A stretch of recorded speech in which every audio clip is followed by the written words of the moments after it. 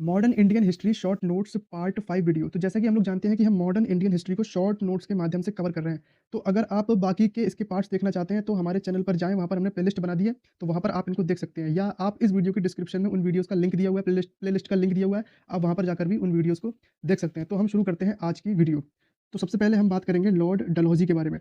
Lord Dalhousie का कार्यकाल है 1848 से 1856। इन्होंने क्या-क्या किया?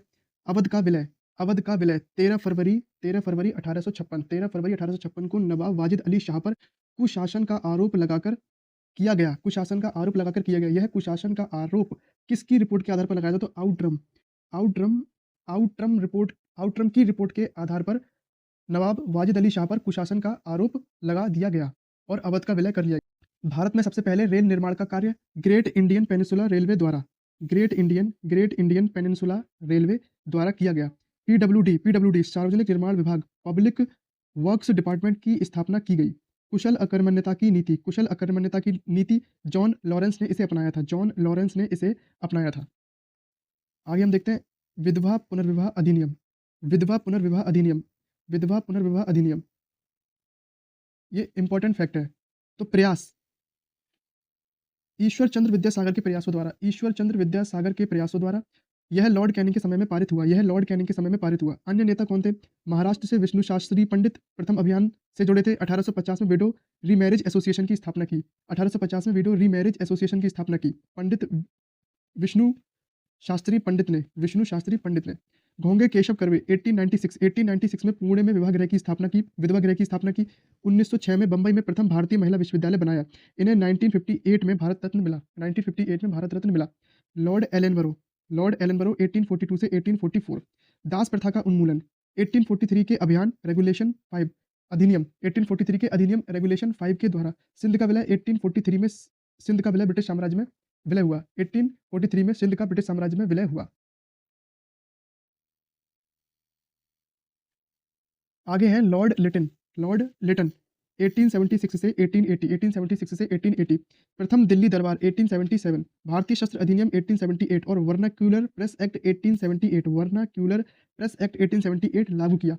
सिविल सेवा आईसीएस की अधिकतम आयु 21 से घटाकर 19 वर्ष कर दी गई 1879 में। इनके समय में द्वितीय अफगान युद्ध हुआ। कुशल अकर्मण्यता की नीति का परित्याग कर अग्रगामी नीति अपनाई। जो द्वितीय अफगान युद्ध था वह गंडमक की संधि द्वारा समाप्त हुआ। लॉर्ड रिपन 1880 से 1884 1880 से 1884 सबसे उदारवादी गवर्नर जनरल। वायसरायों में सबसे उदारवादी माना जाता है। स्थानीय स्वशासन का जनक 1882 में इसकी शुरुआत की। स्थानीय स्वशासन का जनक किसे कहा जाता है? लॉर्ड रिपन को। ठीक है, आगे और लॉर्ड रिपन ने क्या किया था? सुधार वर्नाक्यूलर प्रेस एक्ट को रद्द कर दिया 1881 में। वर्नाक्यूलर प्रेस एक्ट जिनको लॉर्ड लिटन लेके आए थे उनको रद्द कर दिया 1881 में। प्रथम फैक्ट्री अधिनियम 1881 और लेबर लॉ बनाए। 1881 और लेबर लॉज बनाए। इल्बर्ट बिल विवाद 1883 इसी के समय हुआ था। तो इल्बर्ट बिल विवाद 1883 इसी के समय में हुआ था। पुरातत्व और अन्य संस्थाएं एशियाटिक सोसाइटी 1884 में सर विलियम जोन्स द्वारा स्थापना की गई। भारतीय पुरातत्व सर्वेक्षण एएसआई 1861 में लॉर्ड कैनिंग के समय अलेक्जेंडर कनिंघम प्रथम पुरातत्व सर्वेक्षण 1871 में एएसआई का अलग विभाग बना आर्कियोलॉजिकल सर्वे ऑफ इंडिया 1871। 1901 में लॉर्ड कर्जन जिनका कार्यकाल 1899 से 1905 तक रहा के समय विभाग का एकीकृत ढांचा तैयार किया गया। प्राचीन स्मारक संरक्षण अधिनियम 1904 में पारित हुआ। तो आज की वीडियो में इतना ही, बाकी का हम इसके नेक्स्ट पार्ट पे लेके आएंगे। तो अगर आपको ये वीडियो पसंद आई हो तो इस वीडियो को लाइक करें और हमारे चैनल को सब्सक्राइब करें।